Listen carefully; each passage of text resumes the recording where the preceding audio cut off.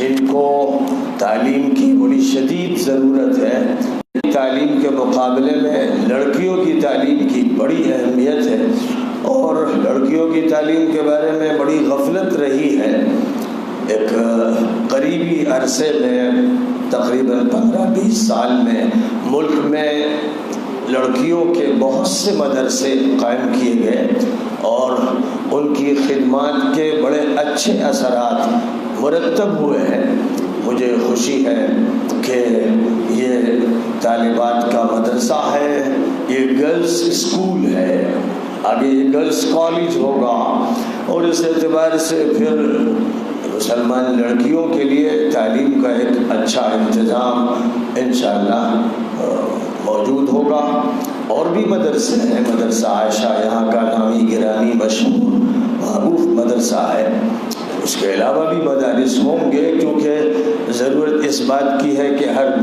محلے میں مدرسہ ہو، ہر بستی میں ہو، ہر گاؤں میں ہو۔ میرے دوستوں، بھائیوں اور عزیزوں، آج ہم جس دنیا میں ہیں، یہ دنیا اس بات کی محتاج ہے کہ دوبارہ اس دنیا کو انسانیت سے، صوفی اور سنتوں کی تہذیب سے اور ان لوگوں کی خدمات سے متعارف کرایا جائے، انٹروڈیوس کرایا جائے کہ جو اللہ کو مانتے رہے، بھگوان کو مانتے رہے، ایشور کو مانتے رہے، لارڈ اور گاڈ کو مانتے رہے، جن کی فکر یہ تھی کہ مانوتا زندہ ہو، ہیومینٹی صحیح معنی میں وجود میں آئے، اور ہر انسان صرف اپنا خیال نہ کرے بلکہ جتنے بھی انسان ہیں جو دھرتی پر بستے ہیں، ہر وہ انسان جو دھڑکتا دل رکھتا ہے، گرم کلیجہ رکھتا ہے، سوچنے والا دماغ رکھتا ہے، اس کو اس کے مالک اور ایشور نے بڑی عزت دی ہے، اس کی حیثیت ہے، اس کا مقام ہے، اس کی جان کی عزت ہے، مال کی عزت ہے، آبرو کی عزت ہے۔ کسی کی جان پر حملہ نہیں ہونا چاہیے، کسی کے مال پر حملہ نہیں ہونا چاہیے، کسی کی آبرو پر حملہ نہیں ہونا چاہیے، اور وہ ملک جس میں امن ہو، شانتی ہو، پریم ہو، محبت ہو،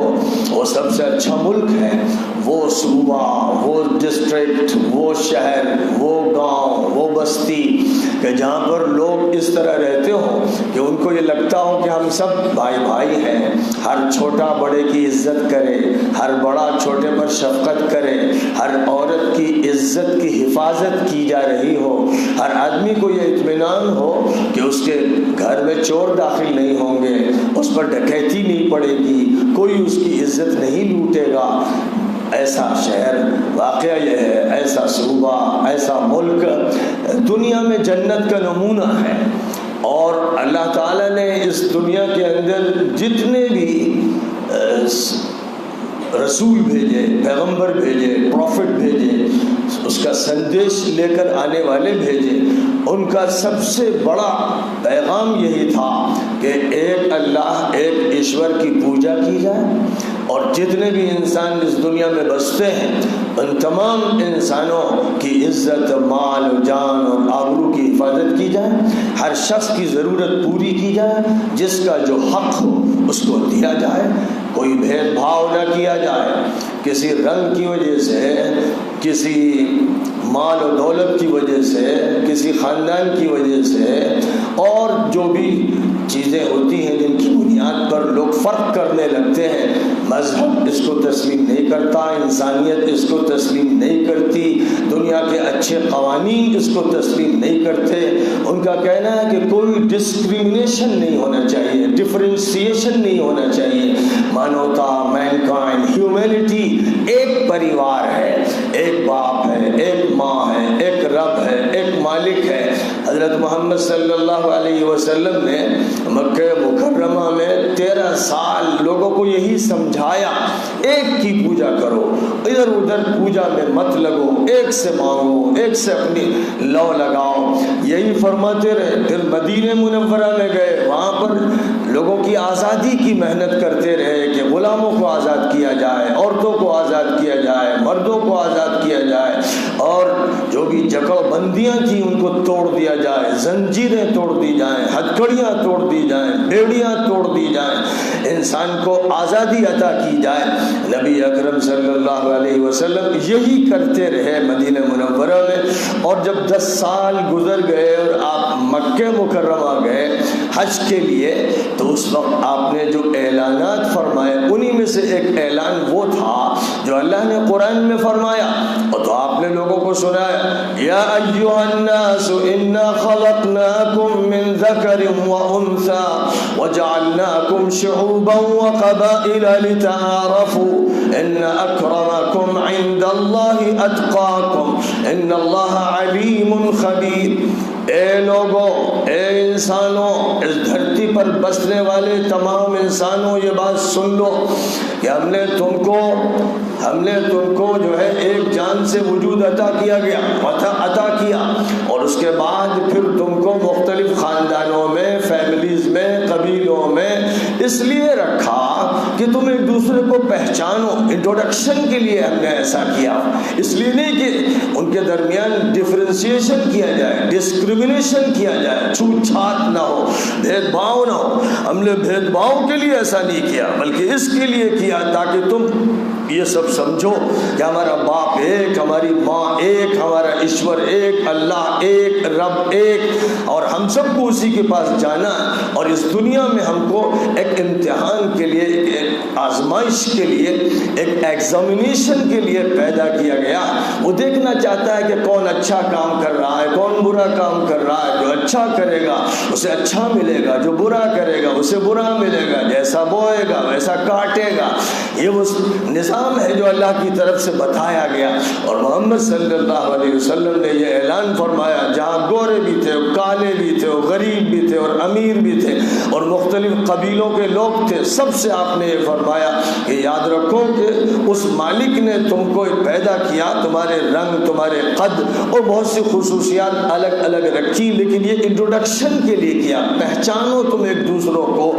اور یاد رکھو کہ تم میں سب سے زیادہ باعزت انسان وہ ہے جو سب سے زیادہ اللہ کا، ایشور کا خیال رکھے، اس کی بات مانے، اس کے سامنے سر جھکائے۔ یہ وہ اعلان تھا جو نہ گریس فلسفی میں کیا گیا، نہ پرشین امپائر میں کیا گیا، نہ رومن امپائر میں کیا گیا، نہ انڈیا میں کیا گیا۔ دنیا کے کسی ملک میں یہ اعلان اس وقت نہیں کیا گیا جب 7ویں صدی عیسوی تھی، اور محمد صلی اللہ علیہ وسلم پوری دنیا کے اندر ہدایت کو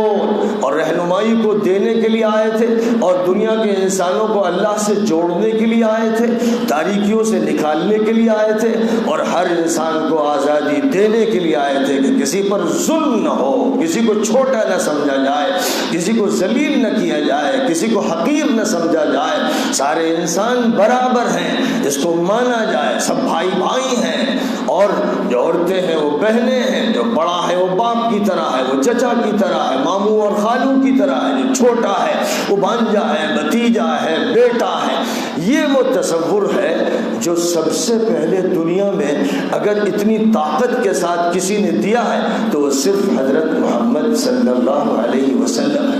افسوس ہے کہ مسلمان اس کو بھول گئے، مسلمانوں میں بھی کسی نہ کسی طرح کی چھوت چھات پیدا ہو گئی، اور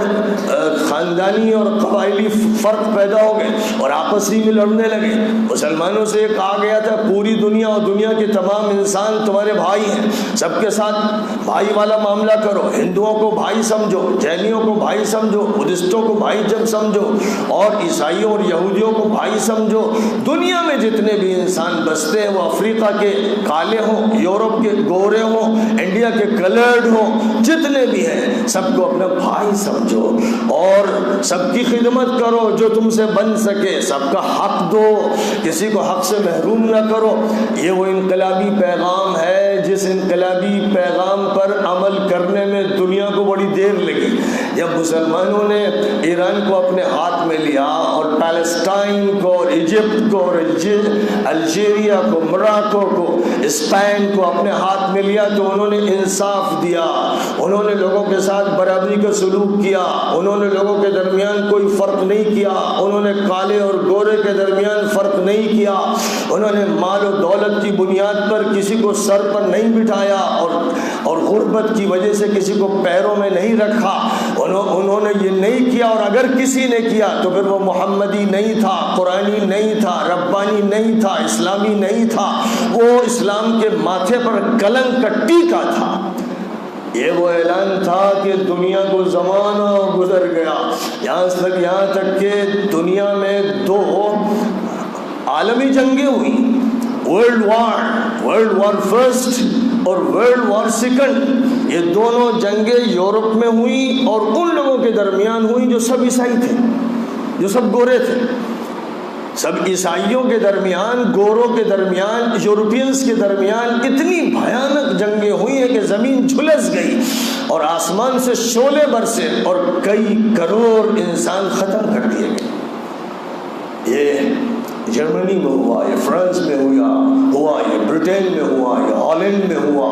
اور اس پورے خطے کے اندر ہوا۔ اور اتنی چوٹیں کھا کر، اتنی لاشوں کے بعد پھر ان کو یہ خیال آیا کہ محمد صلی اللہ علیہ وسلم نے جو اعلان کیا تھا،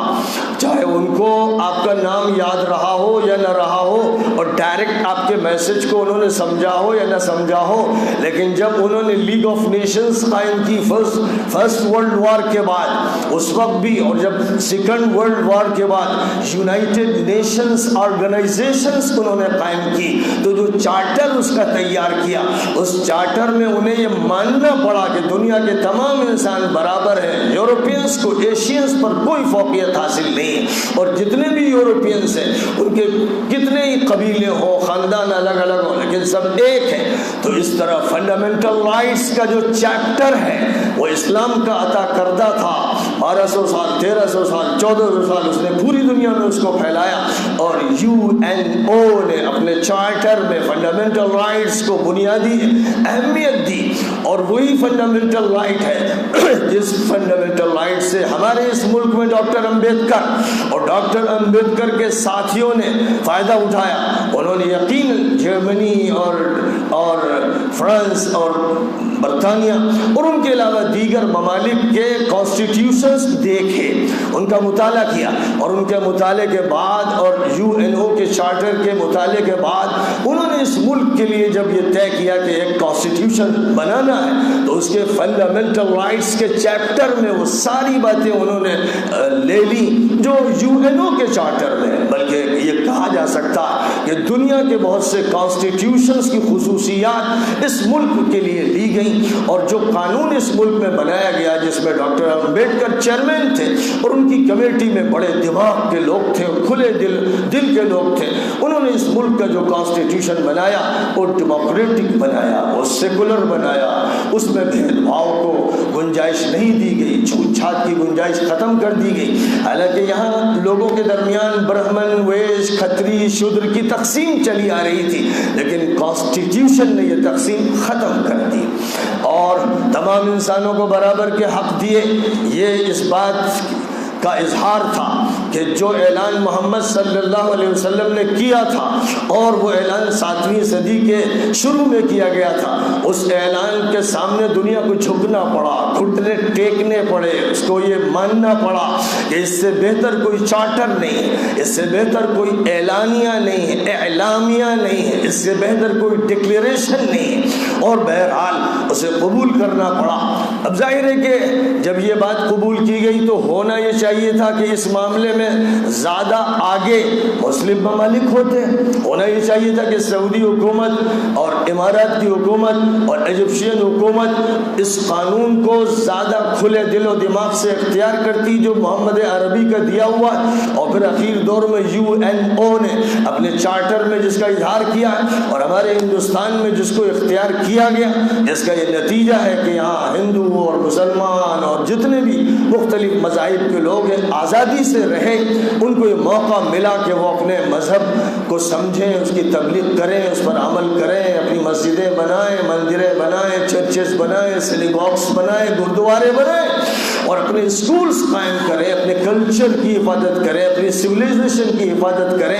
یہ ظاہر ہے کہ ہمارے اس ملک میں ہوا، افسوس ہے کہ یہ سعودی حکومت میں نہیں ہوا، امارات میں نہیں ہوا، ایجپٹ میں نہیں ہوا، وہاں ڈکٹیٹرشپ کی شکلیں اختیار کی گئیں، وہاں بادشاہت کے بت تیار کیے گئے، وہاں پر ظلم کو روا رکھا گیا۔ اس لیے کوئی شک و شبہ نہیں ہے کہ وہ ممالک جو اسلام کے نام پر قائم کیے گئے ہیں لیکن وہ اسلام کے ماتھے پر کلنک کا ٹیکا ہے، اور ہمارا ملک ان سے 1000 درجے بہتر ہے کہ ہمارے ملک میں جو آزادی حاصل ہے، اسی آزادی کا یہ نتیجہ ہے کہ ہمارے اس ملک میں بڑے بڑے مدرسے ہیں، تبلیغی جماعت ہے، جماعت اسلامی ہے، اور یہاں بڑی بڑی تنظیمیں ہیں جن کو کام کی آزادی دی گئی ہے، اور ظاہر ہے کہ جب ان کو کام کی آزادی دی گئی ہے تو قانون کی روشنی میں دی گئی ہے، قانون نے ان کو آزادی دی ہے، فنڈامنٹل رائٹس نے ان کو آزادی دی ہے، اور اس کے بعد جو اقلیتوں سے متعلق حقوق ہیں اور عام انسانوں سے متعلق حقوق ہیں ان کا فائدہ ان کو ملا ہے۔ وہ اپنے اسکول قائم کرتے ہیں، کالج بناتے ہیں، اپنی یونیورسٹی قائم کر سکتے ہیں، مدرسے قائم کر سکتے ہیں اور کر رہے ہیں۔ یہ ساری سہولتیں جو یہاں ہمیں ملی ہوئی ہیں، افسوس کہ سعودی عرب میں نہیں، امارات میں نہیں، عرب کے ڈکٹیٹرانہ نظام میں نہیں ہے۔ اس لیے ہم اس ملک کے قدردان ہیں، ہم اس ملک سے محبت کرتے ہیں، اور ہم یہ جانتے ہیں کہ ہمارا ملک دوسرے ملکوں کے مقابلے میں زیادہ بہتر ہے۔ یہ واقعہ ہے، ہمیں اس واقعے کا اعتراف کرنا چاہیے اور صرف تماشا بین نہیں رہنا چاہیے۔ ہمیں چاہیے کہ ہمارا سیاست میں حصہ ہو، ہمیں چاہیے کہ ہم حکمرانی میں حصہ لیں، ہمیں چاہیے کہ ہم اس ملک کے دستور کا تحفظ کریں، ہمیں چاہیے کہ فنڈامنٹل رائٹس کے چیپٹر کو سمجھیں، سمجھائیں، عام کریں۔ ہمیں چاہیے کہ ہمارے درمیان اور اس ملک کے لوگوں کے درمیان، اس ملک کے سیکریٹریٹ کے درمیان، اس ملک کے پارلیمنٹ اور اسمبلی کے درمیان، اس ملک کی ہائی کورٹ اور سپریم کورٹ کے درمیان، اس ملک میں جتنے بھی شعبے ہیں، ایک تھانے سے لے کر اوپر سے اوپر جتنے بھی ڈپارٹمنٹس ہیں، ان سب کے درمیان اور ہمارے درمیان اعتماد ہونا چاہیے، اچھا تعلق ہونا چاہیے، ہمیں ان پر اعتماد کرنا چاہیے، ان کو ہم پر اعتماد کرنا چاہیے، کوئی گیپ نہیں ہونا چاہیے، شک و شبہات نہیں ہونے چاہیے، کسی کو ظلم کرنے کی اجازت نہیں ہے، کسی پولیس والے کو ظلم کی اجازت نہیں ہے،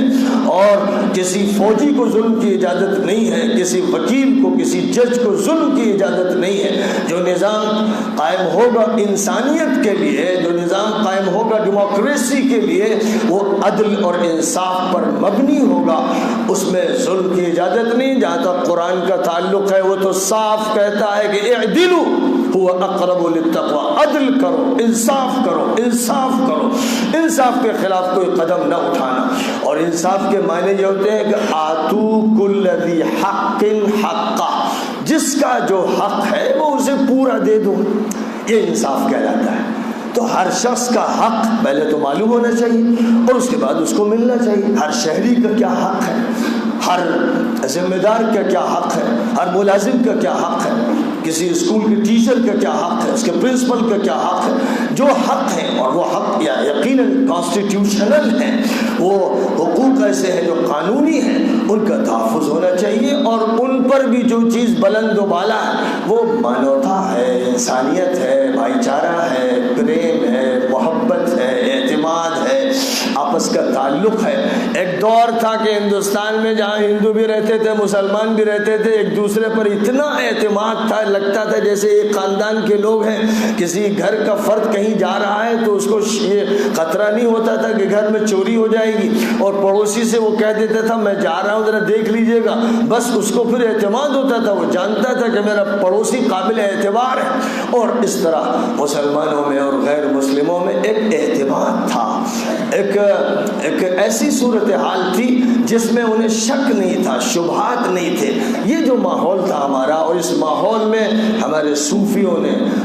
بہت اضافہ کیا، بڑی تربیت فرمائی، سب کو دل سینے سے لگایا، دسترخوان بچھائے تو سب کے لیے آؤ، ہندو اور مسلمان جو بھی ہیں آؤ کھاؤ۔ بڑی بڑی بات ہے۔ آج اس طرح کے دسترخوان سب سے زیادہ وسعت کے ساتھ اگر ہیں تو سکھوں کے یہاں ہیں۔ ان کے یہاں ہر گردوارے کے ساتھ لنگر چلتا ہے، اور لنگر میں روزانہ ہزاروں لوگ کھانا کھاتے ہیں، مفت کھانا کھاتے ہیں، وہ خدمت پر خوش ہوتے ہیں۔ یہ سکھوں کا امتیاز ہے، وہ قابل قدر ہے، یہ ان کی بڑی خصوصیت ہے۔ یہ ساری باتیں تو مسلمانوں میں ہونی چاہیے تھی، اور سب میں ہونی چاہیے۔ جتنے بھی انسان ہیں جن کو بھی اللہ نے دے رکھا ہے، جب وہ عام خدمت کر سکتے ہیں، ان کو چاہیے کہ وہ خدمت کریں، لوگوں کی ضرورتیں پوری کریں، اور جو ضرورت مند ہے اور ان کو معلوم ہے کپڑے کی ضرورت ہے، دوا کی ضرورت ہے، کھانے کی ضرورت ہے، جاڑے میں ان کو لحاف کی ضرورت ہے، گدے کی ضرورت ہے، پتہ چلائیں۔ یہ نہیں کہ کوئی بھیک مانگنے آئے، معلوم کرنا چاہیے کہ اس کی ضرورت کیا ہے، اور چھپ چھپ کر اس کو مدد پہنچانی چاہیے۔ ہر یتیم کی مدد ہونی چاہیے، ہر بیوہ کی مدد ہونی چاہیے، ہر غریب و مسکین کی مدد ہونی چاہیے،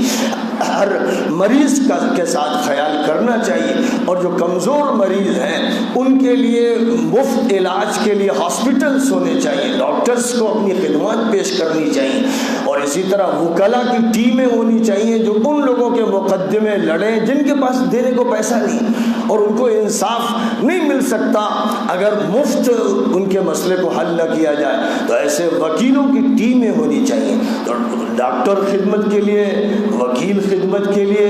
آفیسران خدمت کے لیے، پولیس والے خدمت کے لیے، ایک سروس ہے سب کی، اور جو بھی ملک کا ذمہ دار ہے، صوبے کا ذمہ دار ہے اور ضلع کا ذمہ دار، وہ سرونٹ ہے، as a servant of the nation اس کی حیثیت ہے۔ وہ ان کے اوپر مسلط نہیں ہے، وہ ان پر داروغہ نہیں ہے، اس کے ہاتھ میں اختیارات ہوں کہ بس وہ ان کا استعمال کر، ایسا نہیں ہے۔ ظاہر ہے کہ اس ملک کے سب سے بڑے سرونٹ مودی جی ہیں، اور ہمارے صوبے کے سرونٹ یوگی جی ہیں، وہ سرونٹ ہیں، ان کو بھی یہ سمجھنا چاہیے اور قوم کو بھی یہ سمجھنا چاہیے، اور ان کے جو عہدے ہیں وہ عہدے ان کی سروس کو بتانے کے لیے ہیں، اس لیے نہیں ہے کہ وہ ڈنڈا چلائیں، اس لیے نہیں کہ وہ ڈکٹیٹر بن جائیں، اس لیے نہیں کہ وہ کسی کا حق مارے، یہ حق ان کو نہیں دیا گیا ہے، وہ خود بھی جانتے ہیں، اور اس میں کوئی شک نہیں کہ جہاں تک ان کے بیانات کا تعلق ہے،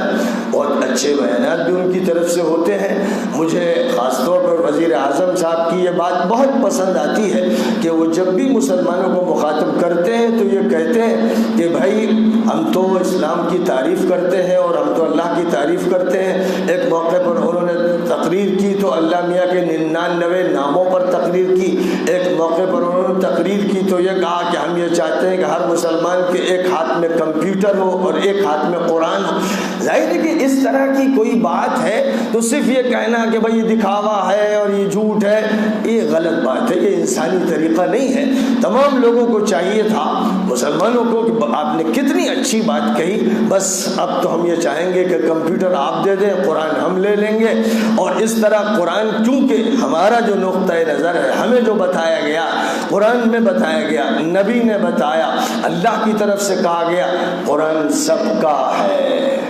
جتنا قرآن ہمارا ہے اتنا ہی ہندوؤں کا ہے۔ ہم قرآن کے اجارہ دار نہیں ہیں، ٹھیکے دار نہیں ہیں، مالک نہیں ہیں، اللہ کی کتاب ہے، بک آف گائیڈنس ہے، گائیڈ بک ہے، اور یہ guide book for the humanity ہے، مانوتا کے لیے، یہ اللہ کا سندیش ہے، یہ میسج ہے۔ ظاہر ہے کہ ہر انسان کے ہاتھ میں قرآن ہونا چاہیے۔ کسی زمانے میں جب قرآن نہیں تھا اور گیتا تھی تو گیتا لوگوں کے لیے ہدایت نامہ کی حیثیت رکھتی تھی، کسی زمانے میں صرف وید تھے، کسی زمانے میں بائبل تھی، تو یہ جس زمانے کی جو کتابیں تھیں اس زمانے میں لوگوں کو ان سے فائدہ اٹھانا تھا، اور لاسٹ بک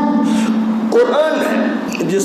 جس میں ایشور نے اپنا تعارف کرایا، بتایا میں کون ہوں، میں سارے جہانوں کا پالن ہار ہوں، میں بہت مہربان ہوں، میں بہت کرم کرتا ہوں، میں بندوں کے کام بناتا ہوں، بندے میری پوجا کرتے ہیں، میں ان کی مدد کرتا ہوں، میں سیدھا راستہ دکھاتا ہوں، بندے مجھ سے دعا مانگتے ہیں تو میں ان کو سیدھے راستے پر چلا دیتا ہوں، وہ مجھ سے کہتے ہیں کہ ہمیں ایسے راستے سے بچا لیجئے جس پر آپ کا غصہ بھڑکتا ہے، اور اس راستے سے بچا لیجئے جس پر لوگ گمراہ چل رہے ہیں۔ تو میں ان کی دعا قبول کرتا ہوں اور میں ان سے کہتا ہوں الف لام میم ذالک الکتاب لا ریب فیہ ھدی للمتقین. لو بھائی تم نے مانگی دعا کہ اللہ میاں ہدایت دے دیجئے تو یہ دے رہا ہوں ہدایت. یہ بک ہے, یہ گائیڈنس بک ہے, یہ دے رہا ہوں اور اس میں کوئی شک شبہ نہیں ہے. یہ کتاب ایک آتھینٹک کتاب ہے, دستاویزی کتاب ہے, پختہ کتاب ہے, سچی کتاب ہے, کوئی الٹریشن اس میں نہیں ہوا ہے, کوئی رد و بدل نہیں ہوا ہے. اور یہ ھدی للمتقین ہے, تمام لوگوں کے لیے, تمام ایسے انسانوں کے لیے گائیڈ بک ہے جو اپنا بچاؤ چاہتے ہیں زوال سے, تباہی سے اور نقصانات سے. جو بھی یہ چاہتا ہے, جس کے اندر بیداری ہے, جس کا شعور زندہ ہے, جس میں کانشسنس ہے, اس کے لیے ہم یہ گائیڈ بک دے رہے ہیں. یہ وہ قرآن پاک کا نظام ہے, قرآن پاک کا پیام ہے, جس پیام کو ہم نے سمجھایا نہیں بلکہ ہمارے ہاں ہوا یہ کہ قرآن ہمارا ہے, ان کی گیتا یا وید ہے, اور دین ہمارا ہے, ان کا کچھ بھی ہوگا, شریعت ہماری ہے. یہ سب کے سب غلط دعوے ہیں, یہ جھوٹ ہے, یہ اللہ کی بات کے خلاف ہے, یہ نبی کی بات کے خلاف ہے. نبی کہہ رہے ہیں سب کا, ہم کہتے ہیں ہمارا. اللہ کہتا ہے سب کا, ہم کہتے ہیں ہمارا. تو نعوذ باللہ ہم اللہ میاں کی بات کو نہیں مان رہے ہیں, کفر کر رہے ہیں. اللہ کہتا ہے شہر رمضان الذی انزل فیہ القرآن ھدی للناس. رمضان میں یہ کتاب اتاری گئی تھی اور تمام انسانوں کے لیے اس کو گائیڈ بک بنایا گیا. اب تمام انسانوں سے الگ کر کے صرف مسلمانوں کے لیے یہ گائیڈ بک بن گئی, بلکہ مسلمانوں کے لیے بھی نہیں رہی, وہ بھی صرف رٹو طوطے کی طرح اس کو پڑھ لیتے ہیں اور سن لیتے ہیں. تو کیا حشر کیا مسلمانوں. اور نبی سے کہا گیا قل یا ایھا الناس انی رسول اللہ الیکم جمیعا. اے نبی آپ کہہ دیجئے, تمام انسانوں سے کہیے کہ میں تم سب کا میسنجر ہوں, میں تم سب کا پیغمبر ہوں, میں تم سب کے لیے اللہ کا سندیشتہ ہوں. یہ کہہ دیجئے لوگوں سے. تو ہم نے بتایا نہیں, سیرت کا جلسہ مسلمانوں کے لیے, میلاد النبی مسلمانوں کے لیے, حضور کے بارے میں بیان مسلمانوں کے درمیان. ارے بھائی یہ تو دین کے خلاف ہے, ایمان کے خلاف ہے, ہم غلط عمل کر رہے ہیں. ہمیں چاہیے کہ ایسے مجمع میں جہاں اپنی تعداد کے اعتبار سے غیر مسلم ہو اور اپنی تعداد کے اعتبار سے مسلم ہو, ایک ملا جلا جلسہ ہو جس میں ان کو گائیڈ بک کے بارے میں بتایا جائے اور اس میں جو کچھ بھی گائیڈنس دی گئی ہے اس کے بارے میں بتایا جائے. اس میں جو law of divine law of Ishwar کا لا اور اللہ کا لا اور قانون بتایا گیا جو سب کے لیے ہے, جس میں کوئی تمیز و فرق نہیں, وہ بتایا جائے. جب یہ نہیں کیا گیا تو اس کا نتیجہ یہ نکلا کہ آپ کی شریعت, میری شریعت میں یہ ہے اور یہ ہے اور یہ ہم لے کے رہیں گے. تو یہ سیاسی طریقہ ہے گھٹیا اور حقیر, پٹایا بیمار سیاسی طریقہ. اور اس بیمار سیاسی طریقے کو جب کوئی قوم اختیار کرے گی تو پھر وہ ناکام ہوگی اور اللہ اس کی مدد نہیں کرے گا. اِنَّا لَنَنْصُرُ رُسُلَنَا وَالَّذِينَ آمَنُوا فِي الْحَيَاةِ الدُّنْيَا وَيَوْمَ يَقُومُ الْأَشْهَادُ. ہم اپنے رسولوں کی بھی مدد کرتے رہے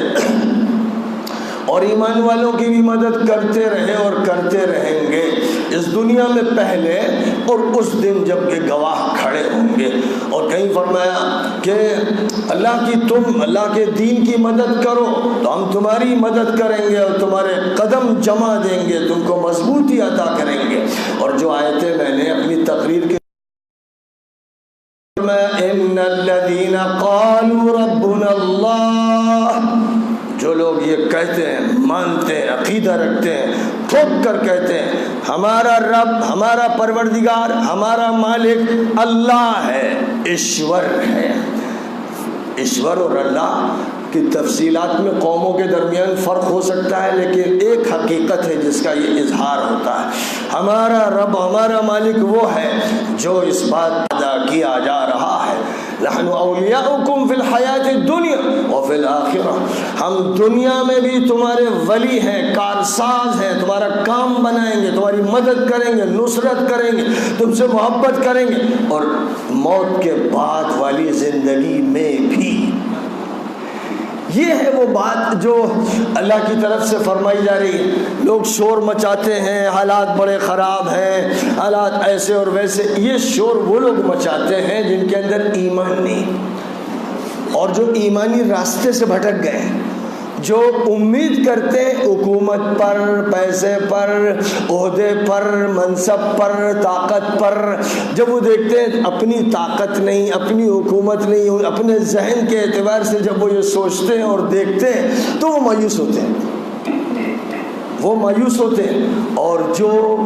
پہلے دن سے یہی دیکھ رہا ہے حکمرانی اللہ کی ہے، نظام اللہ کا ہے، شریعت اللہ کی ہے، کتاب اللہ کی ہے، مدد اللہ کی ہے، ولایت اللہ کی ہے، تعلق اللہ سے ہے، جس نے یہی پڑھا، یہی سوچا، اسی کی بات کی، اسی کے گرد گردش کی، دماغ میں یہی رکھا، دل میں یہی سجایا، رگ و ریشے میں اسی کو ڈالا اور لا الہ الا اللہ کی ضربیں لگائیں اور یہ کہا کہ کوئی معبود نہیں، کوئی مالک نہیں، کوئی پروردگار نہیں سوائے اللہ کے ایشور کے۔ جس نے یہ کیا، جس نے اس طرح سے اپنے کو سمجھایا، اپنے دماغ میں حقیقت کو بٹھایا کہ اللہ کی توحید اصل ہے اور اللہ کی توحید کے بعد نبی کی رسالت اور نبوت اصل ہے اور پھر آخرت کی فکر اصل ہے، پھر اللہ کا دیا ہوا قانون ڈیوائن لا وہ اصل ہے، اور اس پر صحیح عمل کرنے کا مطالبہ اور تقاضا ہے۔ اگر اس طرح دین کو سمجھا جائے اور سمجھایا جائے تو پھر کوئی خلیج باقی نہیں رہتی، کوئی بیچ میں خندق حائل نہیں ہوتی، سمجھانا سمجھنا مشکل نہیں ہوتا، سب آسان ہو جاتا۔ لیکن ہم نے جو رویہ اختیار کر رکھا ہے، سارے نقصانات ہم کو جو پہلے ہوئے اسی وجہ سے ہوئے، آئندہ جن نقصانات کا خطرہ ہے اسی وجہ سے ہوں گے۔ ہم نے اگر پورے ملک کی آبادی کو ایک پریوار مانا ہوتا، ایک خاندان مانا ہوتا، محبتیں بانٹی ہوتی، اعتماد پیدا کیا ہوتا تو ہر انسان ہمارے قریب ہوتا، ہم سے سنتا اور ہم اس کی سنتے، اور جو بھی بات ہوتی وہ پورے اعتماد کے ساتھ ہوتی، اس کے فوائد ہم کو ہر جگہ حاصل ہوتے، کہیں کوئی دوری نہیں ہوتی اور کہیں شک اور شبہ کی فضا نہ پائی جاتی، اور جو واقعات پیش آتے ہیں ظلم کے، درندگی کے، وحشت ناکی کے، وہ نہ پیش آتے کیونکہ کوئی وحشی، کوئی درندہ صفت انسان باقی نہ رہ گیا ہوتا، سب صحیح معنی میں انسانیت کے علم بردار ہوتے، اور جو وحشی ہوتا وہ جنگل میں ہوتا یا جیل میں ہوتا۔ اگر صحیح معنی میں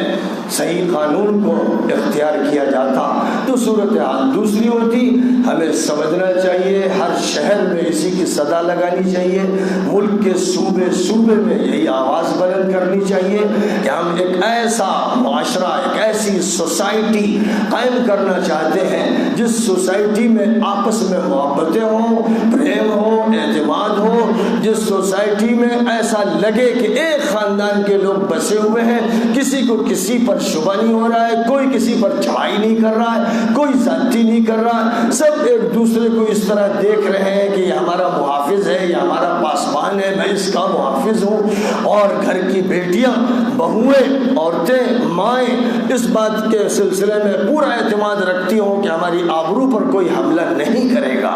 ہر بچے کے بارے میں اعتماد ہو کہ ہمارے اس بچے کو کوئی نقصان نہیں پہنچائے گا، ہر ملازم کو یہ اعتماد ہو کہ ہم کو بیجا طریقے پر ملازمت سے برخاست نہیں کیا جائے گا، ہر شخص کو یہ اطمینان ہو کہ ہمیں ظلم کا شکار نہیں کیا جائے گا اور عدل و انصاف عطا کیا جائے گا۔ یہ بات پیدا ہو جائے تو پھر یہ ایسی نعمت ہے، ایسی عافیت ہے، ایسی راحت ہے، اور اس دنیا میں ملنے والی ایسی جنت ہے اور ایسا باغیچہ ہے اور ایسی حسین نہر ہے اور ایسا فرشتوں والا ماحول ہے کہ جس پر ہر شخص کو رشک کرنا چاہیے اور جس کی تمنا کرنا چاہیے اور جس کی دعا کرنی چاہیے۔ آج اس وقت ملک کے جو حالات ہیں جن میں شکوہ ہے،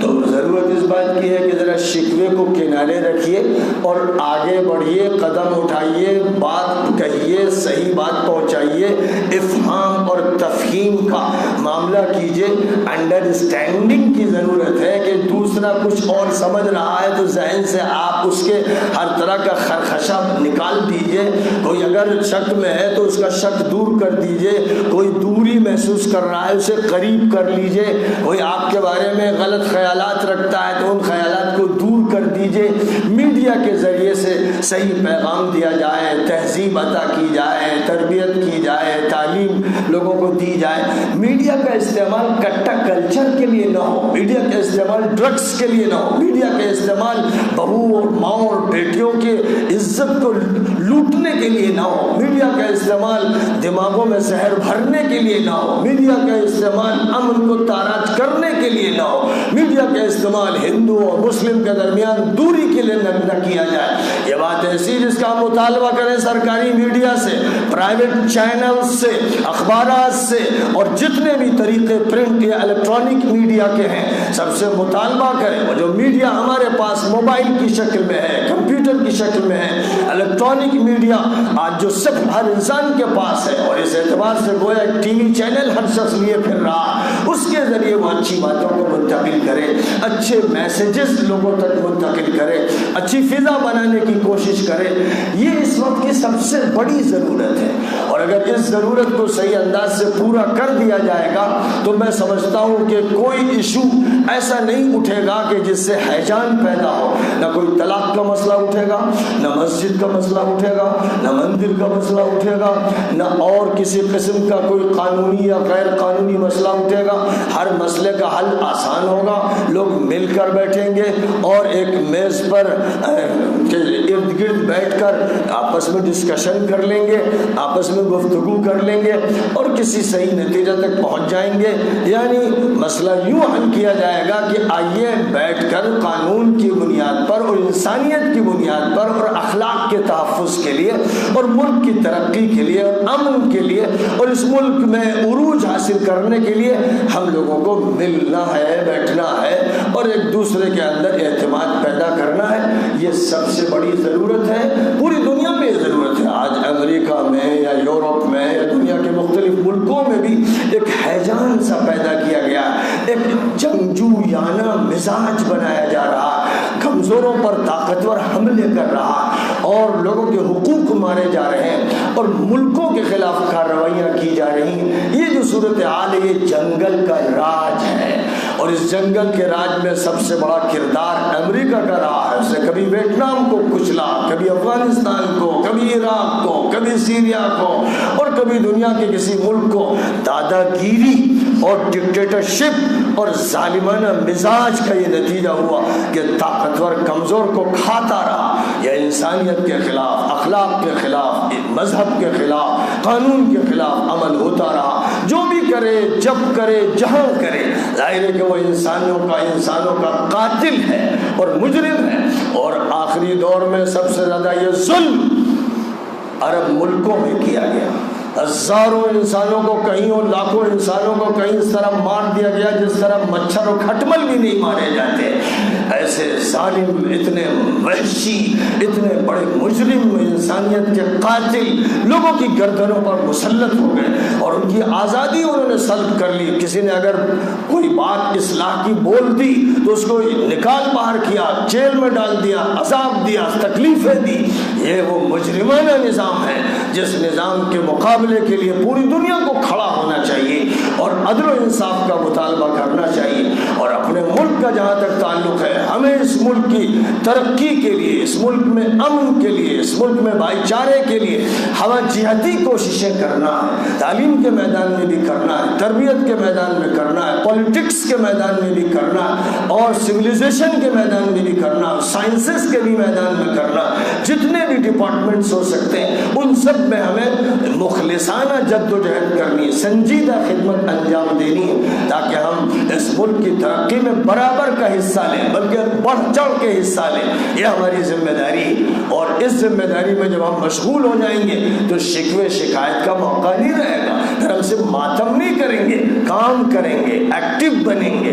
اور ضرورت ہے ایکٹیونیس کی, ضرورت ہے ایکٹیویٹی کی, ضرورت ہے سرگرمی کی, ضرورت ہے عمل کی. سارے لوگ کام سے لگ جائیں, ہر آدمی ورکر ہو, ہر آدمی لیبر ہو, ہر آدمی سرونٹ ہو. جب یہ صورتحال اختیار کی جائے گی، جوان لڑکے لگ جائیں گے تمام تعمیری کاموں میں اور اچھے کاموں میں اور خدمت میں، تو ملک کی تصویر بدل جائے گی، قسمت بدل جائے گی، اور آپ کے پڑوسی اور اس ملک کے مختلف مذہب کے لوگ آپ کو کلیجے سے لگائیں گے، سینے سے چمٹائیں گے، آپ سے محبت کریں گے، قدر کریں گے کہ اعلیٰ اخلاق اور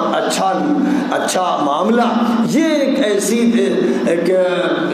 اکسیر دوا ہے کہ جس کے بڑے زبردست اثرات مرتب ہوتے ہیں۔ میں خاص طور پر اس پہلو کی طرف متوجہ کرنا چاہتا ہوں کیونکہ ہمارے ملک کو اس وقت اس کی بہت شدید ضرورت ہے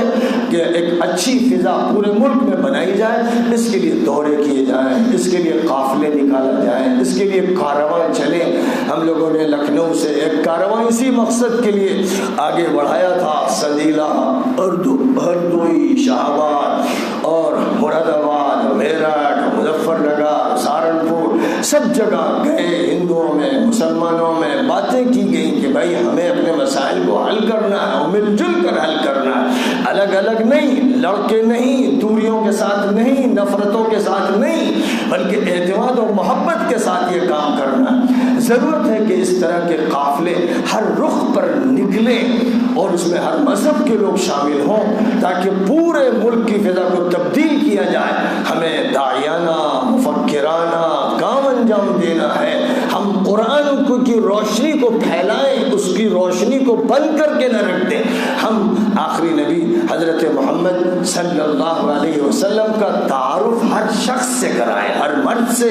ہر عورت سے، ہر جوان سے، ہر آدمی کو معلوم ہو کہ وہ کتنے پیارے تھے، کیسے محبت والے تھے، کیسے بلند اخلاق کے تھے، ان کے ذریعے دنیا میں کتنی بڑی تبدیلی آئی، کس طرح لوگوں کو حقوق ملے، غلام آزاد ہوئے، عورتوں کو بھی بیجا بندشوں سے آزاد کیا گیا، ان کو ان کا حق دیا گیا، کسی کو بھی اس کے حق سے محروم نہیں ہونے دیا گیا۔ یہ جو انقلاب محمدی ہے، حضرت محمد صلی اللہ علیہ وسلم کے ذریعے آیا، جب ہم اس کو صرف مسلمانوں کے ساتھ خاص کر لیتے ہیں تو ان پر بھی ظلم کرتے ہیں، اپنے پر بھی ظلم کرتے ہیں، قرآن پر بھی ظلم کرتے ہیں، اور یہیں سے پھر وہ نقصان ہوتا ہے جس کو ہم اٹھاتے ہیں تو شکوہ شکایت کرتے ہیں، ماتم کرتے ہیں، غلطی ہماری ہوتی ہے۔ ہمارا کام یہ ہے کہ ہم اللہ کے اس دین کو پھیلائیں، تو جہاں اللہ نے کہا کہ جو لوگ یہ کہیں کہ ہمارا رب اللہ ہے اور پھر وہ استقامت اختیار کریں، ثم استقاموا یعنی صحیح عمل اختیار کریں، تو ان پر فرشتے اترتے ہیں۔ پھر اس کے لیے جو طریقہ بتایا گیا وہ یہ ہے کہ وَمَنْ أَحْسَنُ قَوْلًا مِّمَّنْ دَعَا إِلَى اللَّهِ، اس سے بہتر بات کس کی ہو سکتی ہے جو سب لوگوں سے کہے کہ اللہ والے بنو، ایشور والے بنو، اللہ اور ایشور کے قریب ہو جاؤ، اس سے محبت کرو، صرف اس کی پوجا کرو، اسے لو لگاؤ۔ جو یہ بات کہے گا اور اس کی دعوت دے گا سب سے اچھا انسان، وَعَمِلَ صَالِحًا، اور عمل اس کا اچھا ہونا چاہیے۔ بات یہ کرتا ہو اور دل میں نفاق ہو اور کینہ ہو اور بغض ہو اور نفرت ہو اور معاملات خراب ہو اور اخلاق خراب ہو، تو یہ آدمی دین کا صحیح معنی میں نمائندہ اور ریپریزنٹیٹیو نہیں ہے۔ وَعَمِلَ صَالِحًا وَقَالَ إِنَّنِي مِنَ الْمُسْلِمِينَ، اور اسے کہنا چاہیے کہ میں تو سبمیشن ٹو دی گاڈ کرنے کے لیے تیار ہی ہوں، میں تو اس اللہ کو، ایشور کو، گاڈ کو، لاڈ کو مان رہا ہوں، میں نے تو اپنے کو اس کے حوالے کر دیا۔ اے لوگو آؤ اس پر تو ہم سب اتفاق کریں، اس میں تو کوئی اختلاف ہے نہیں، تم بھی مانتے ہو ایشور کو، ہم بھی مانتے ہیں اللہ کو، تو اس پر اتفاق کرو۔ یہ جو پوائنٹ ہے یہ کامن پوائنٹ ہے، تو کامن پوائنٹ پر تو کم از کم اتفاق کر لو۔ تو وہ فرمایا وَمَنْ أَحْسَنُ قَوْلًا مِّمَّنْ دَعَا إِلَى اللَّهِ وَعَمِلَ صَالِحًا وَقَالَ إِنَّنِي مِنَ الْمُسْلِمِينَ وَلَا تَسْتَوِي الْحَسَنَةُ وَلَا السَّيِّئَةُ۔ دیکھو یاد رکھنا کہ بدی اور نیکی، برائی اور بھلائی برابر نہیں ہوتی، دونوں میں زمین و آسمان کا فرق ہے۔ اس لیے تمہارا کام یہ ہے کہ کسی برائی کو دور کرنا ہے تو بھلے طریقے سے دور کرو، برائی کو برائی سے دور نہ کرو۔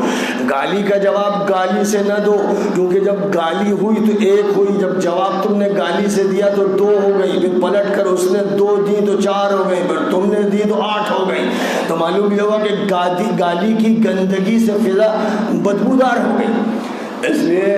گالی کا جواب تم اچھی بات سے دو، محبت سے دو، پریم کے لفظ سے دو، پھول سے دو، عطر سے دو۔